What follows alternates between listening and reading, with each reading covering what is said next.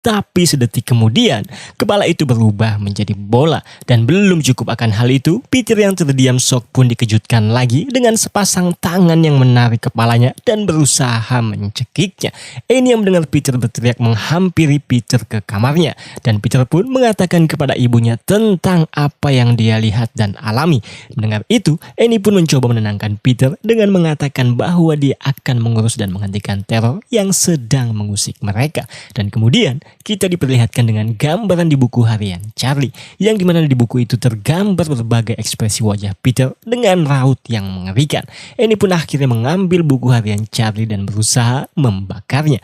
Namun saat buku itu mulai terbakar, baju dan tubuh Annie pun ikut terbakar juga.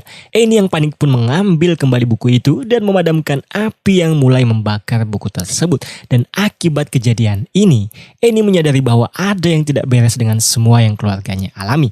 Ya akhirnya keesokannya Annie pergi ke rumah Joan untuk mengetahui apa yang sebenarnya terjadi. Tetapi Joan malah tidak ada di rumah.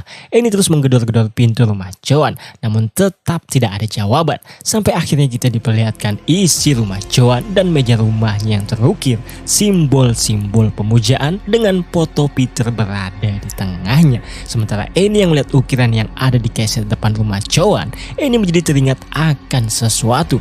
Dia pun akhirnya segera pulang ke rumahnya, di mana setelah sampai di rumah, Annie membongkar barang-barang milik almarhum ibunya dan dia melihat